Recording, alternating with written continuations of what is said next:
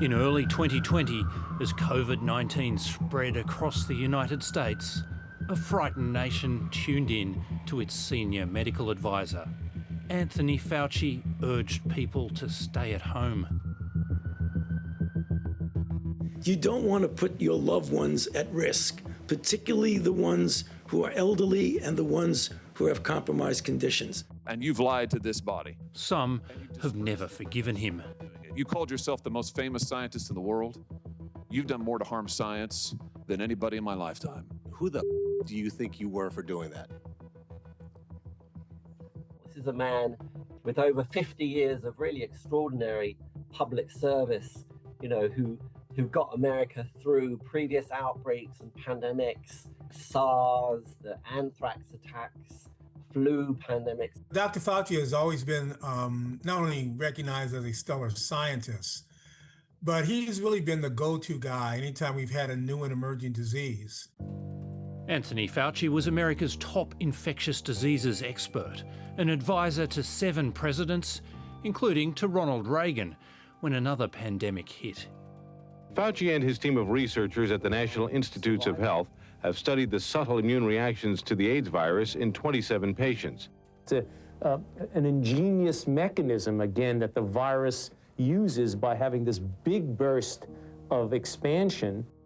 He had a huge role to play in turning HIV from what was an almost always fatal disease, into something that people can live a normal life with. And probably one of the most significant aspects was his design of a program called PEPFAR, which led to the funding of antiretrovirals for people in Africa for decades, probably saved over 25 million lives.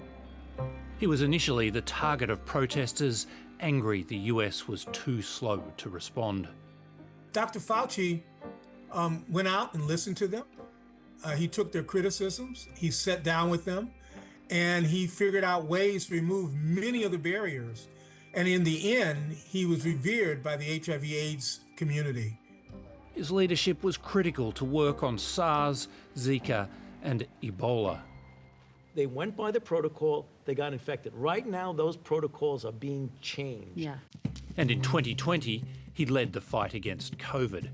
We've got to get that message out that we are all in this together. And if we are going to contain this, we've got to contain it together. Sharon Lewin is one of Australia's top infectious diseases experts and has worked closely with Anthony Fauci. His institute oversaw the design of one of the COVID vaccines and assessment in clinical trials and demonstrated the efficacy of the vaccines the whole world ended up using. But Dr. Fauci had to balance science with Donald Trump. But hydroxychloroquine, try it. What do you have to lose? I'll say it again. What do you have to lose? Take it. I really think they should take it, but it's their choice. Supposing we hit the body with a tremendous, whether it's ultraviolet or just very powerful light. To some Americans, Anthony Fauci's advice was the reason their lives were upended. You can't close America! You can't close America! Let us work! For a while, people were okay with that, but then when it began to get in the way of what they wanted to do, people turned on it. This month, Dr. Fauci was interrogated by a committee headed by Republican Senator Rand Paul. The sole reason he is calling me before this committee is to get me to say something, anything, that could vindicate his repeated public pledges that I end up, in his words, quote, behind bars, unquote. Some of its venom is motivated by a lab leak theory about COVID's origins. Can you explain to the committee why you chose to fund this dangerous research in China?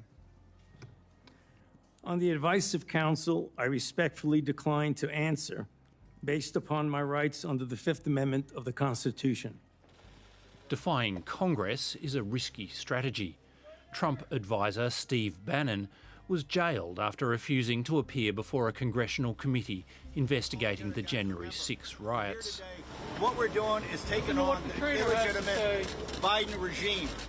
Amanda Vaughan prosecuted Bannon. She thinks Dr Fauci is on more solid ground. He is positioned a little bit differently because that's the proper way under the procedures that a witness should invoke a privilege. It's not just to refuse to show up, it's to actually come and do it on a question-by-question basis. As one of the last acts of his presidency, Joe Biden issued a preemptive pardon to Anthony Fauci. But Republican senators argue that doesn't exempt him from answering their questions. Kentucky Senator Rand Paul has referred Dr Fauci to the Department of Justice for possible contempt charges.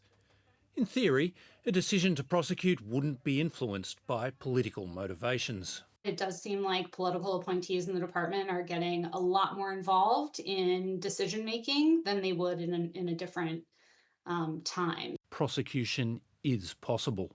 I would not be surprised at all. What kind of penalties might he face? For crimes like this, for someone like Dr. Fauci, it would really be 0 to 6 months. Even without charges, Dr Fauci's critics are determined to humiliate him, releasing his diary and text messages. It is not hyperbole to say that today I am the most famous and talked about person in the country. The nurses went absolutely wild to see me. They were squealing and laughing and clapping. This is more consequential than the trashing of a reputation. Instead of a serious inquiry into the lessons of COVID, America has got an inquisition of Anthony Fauci. What we should have done, and we still can do, is create a national commission to better understand what happened in COVID, to make good recommendations that are evidence-based, and stop reinventing history. All of this is going to affect people's trust in vaccines. We know that hundreds of thousands of people died. They'd be alive today if they had taken a vaccine.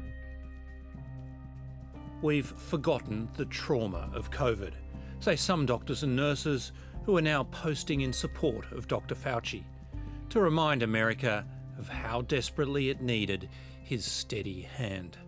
They did the best they could with the information that they had at the time. I stand with Fauci.